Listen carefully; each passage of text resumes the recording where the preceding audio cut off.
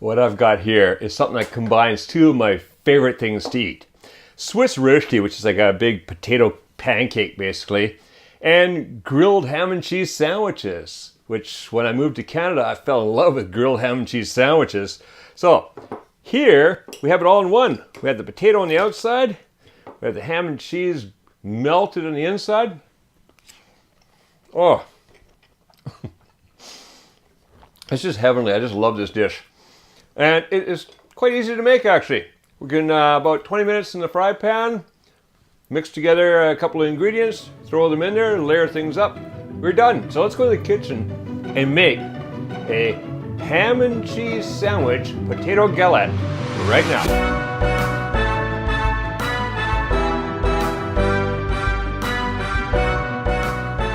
All right, we're ready to make our ham and cheese sandwich potato galettes. We have our ingredients here, and I'm just going to quickly go over those. What we have here is 2 eggs. We have 3/4 of a cup of panko breadcrumbs, or just any old breadcrumbs will do. 1/2 cup of flour. A teaspoon each of salt and pepper. Over here, potatoes. 2 pounds or 900 grams of potatoes, grated. Now, I've grated them. I like to grate them with skins on. I just scrub them well and grate them. It really depends on the potatoes you're using, but I use a smooth skin potato. If you want to peel them, that's fine too. Over here we have 8 ounces of ham. These are ham slices. 8 ounces are about it's 220 grams of ham. And here we have 12 ounces or about 340 grams of a soft cheese, or a mild cheese. I guess a soft cheese. A mild cheese grated. In this case, I'm using a Gouda. You could use cheddar, Edam, any of the soft mozzarella, any soft cheese to your liking. So, also butter. We have a 1/4 cup of butter divided into 2 tablespoons each, because we're going to be using one first and then the other later. First thing we're going to do is, usually, now if we're making a rösti, like the Swiss rösti would just be potato. However, the potato's cooked the night before, it's cooled down, and then it's grated. It's a lot of work. And if you usually, when you're making this, if you're making a galette, you would take the potato, you'd squeeze it out in a towel and all that. Again, a lot of work, you end up with a lot of mess. So I've kind of adjusted so we don't have to do that. These are just freshly grated potatoes. That's it. By adding in the breadcrumbs and the flour and the egg and all, we just kind of bind it. It's a little bit like a latke. Delicious. So let's make it. First thing we're going to do, I'm just going to put potatoes out of the way for a minute here, is eggs. So put the eggs into this big bowl. And then I'm going to quickly whisk up the eggs.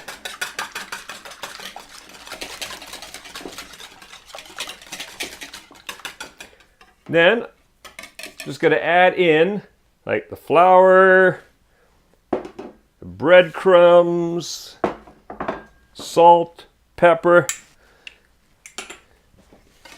Mix that around a bit.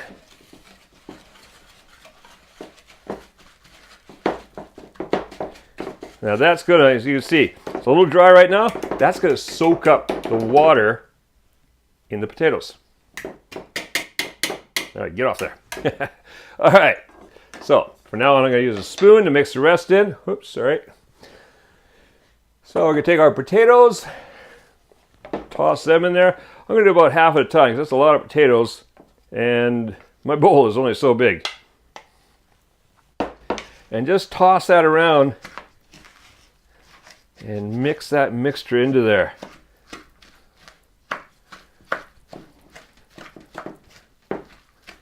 Alrighty. Again, using kind of a cutting through action with my spoon here, so just to get everything combined a bit. Doesn't have to be 100%.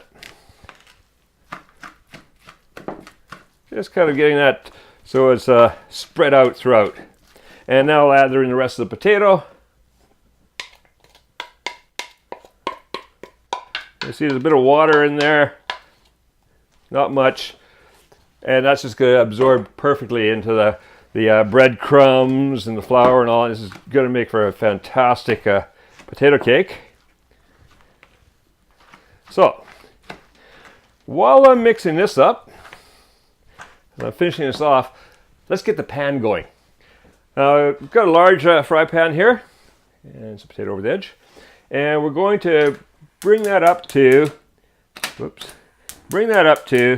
a medium to medium-low heat. Toss in 1 to 2 tablespoons of butter, and let that butter melt while I finish mixing this up. All right, that's pretty well mixed in there. That is good enough. So, our butter's still melting. Let's just speed that up a little bit. All right, now you can see our butter's melted. It's starting to come to a bit of a, starting to bubble away a bit on there. I'm going to bring that heat back down to that medium to medium low, kind of in between there. I don't want to burn the potatoes. I do want to brown them nicely. I want to get them nice and golden. So now what we're going to do is take about half of this potato mixture and into the frying pan it goes. Hear it sizzle? Perfect. That's what we want to hear. Not a large sizzle, just a perfect, nice, gentle sizzle. And then going to flatten down this cake, this potato. And flatten that down. Okay, from the minute that we get this flattened in there, 10 minutes. So we're going to watch the clock, 10 minutes. While that's starting, cheese. So half the cheese just gets sprinkled across here.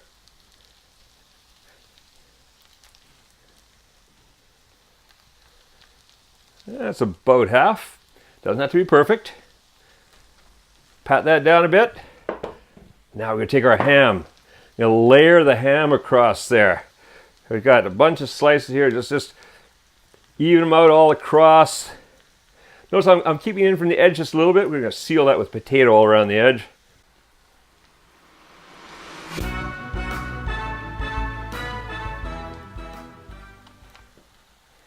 Okay, so we've got a bunch of ham in the middle. The rest of the cheese is going to go on top of that. Oh, try to keep it from the very edges. Doesn't really matter. A little cheese leaking out. Delicious. All right, so there's our cheese.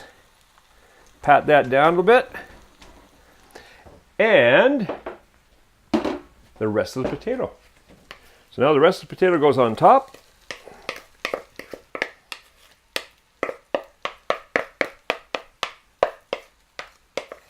All right, that's got all the potato in there. And again, just gonna pat that down like a big potato cake.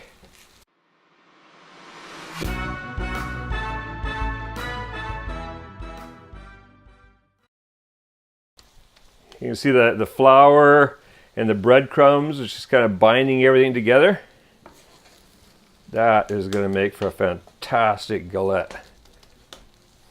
All right, well, we're about not quite 5 minutes into the cooking time here.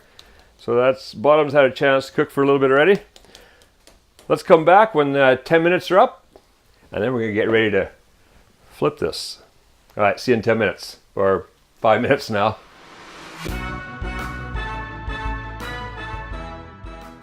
All right, now that's been cooking for about 10 minutes, and see around the edges it's browning, so it must be browning underneath. I can hear the sizzling, the crackling, the steam coming out.